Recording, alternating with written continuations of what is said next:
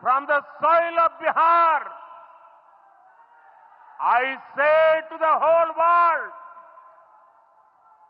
India will identify, track and punish every terrorist and their backers.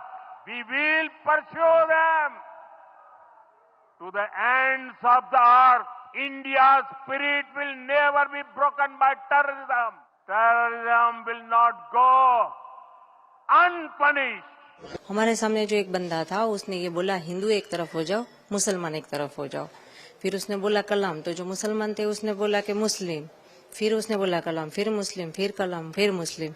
जो उनका होगा कुछ हमें तो वो पता नहीं था, क्योंकि मेरे बाजू में जो लेडी थी वो मुस्लिम थी, तो मैं सुन रही थी। जैसे ही वो आतंकवादी कलाम बोलता है ना, तो जो मुसलमान होते हैं वो लोग बोलते हैं मुसलमान। तो वो उसने पूछा, हिंदू को एक तरफ किया और जो भी हिंदू भाई थे सबको शूट कर दिया। हमारे साथ जो भी जेंट्स है, आई थिंक 6 to 7 थे ही, सबको उसने गोली मारी। और उसने इतनी नजदीक से गोली मारी ना, मतलब 2 से 3 मिनट में सब खत्म। हमारे सामने ही, जैसे कि मेरे हस्बैंड का सर मेरे गोद में था, मेरे पीछे मेरी बेटी, उसके पीछे मेरा बेटा, ऐसे हम बैठे थे। मैं भी कुछ नहीं कर सकी, कुछ नहीं। मुझे प्रॉब्लम मतलब ताज्जुब इस बात का है कि इतने सारे टूरिस्ट, वहां पे एक बंदा आर्मी या पुलिस का कोई नहीं था। जो मेरे सामने जो बंदा खड़ा था, मतलब पूरा इतनी लंबी हाइट थी और उसने ग्रीन कलर का पहना था, पूरा वो टॉप, वो पैजामा वगैरह पहनते हैं ना, वो कुर्ता और पैजामा, वो उसने पहना था। ऊपर वो जो नमाज पढ़ने के टाइम जो कैप पहनते हैं वैसी कैप पहनी थी। इतनी लंबी दाढ़ी थी, गोरा लंबा पतला था। और वो AK-47 क्या, वो लंबी वाली जो गन होती है 2 फुट लंबी, मतलब, और गन के आगे कैमरा था एक, तो ऐसे एकदम आसानी से शूट करके चलाया गया। This is just the first step. These are the non-kinetic first steps that the government has taken to change the rules of engagement with Pakistan. That is no longer business as usual. So no coming, no going visas. They will not be allowed. That we don't want them. Basically, this is the message, that we don't want them.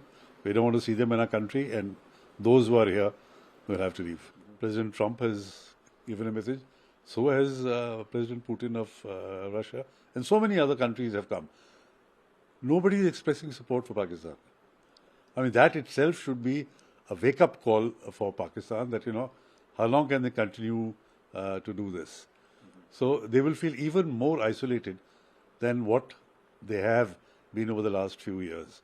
And it is also a signal to Pakistan. You see, it's a primarily an agricultural country. And it is dependent only on one river system, which is the Indus, and its tributaries. So for the farming community, for the farmers, for the people, where about 80% to 90% of the irrigation and agriculture in Pakistan is dependent on the Indus River system.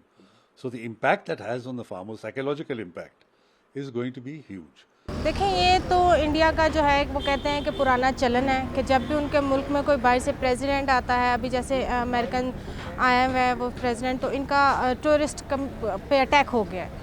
देखिए, अब proper investigation हुई नहीं है। जब तक investigation नहीं होगी, आप कैसे उठ के किसी पे ब्लेम लगा सकते हैं? आप बैठें, बातचीत करें, प्रॉपर इन्वेस्टिगेशन करें, उसके बाद आप कोई एक्शन लें।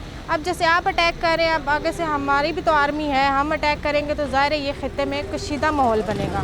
बगैर तहकीक के तो इस तरह नहीं करना चाहिए जैसा उन्होंने किया है। कोई तहकीक मेरा ख्याल नहीं हुई है, उसके बगैर ये इल्ज़ाम लग गया।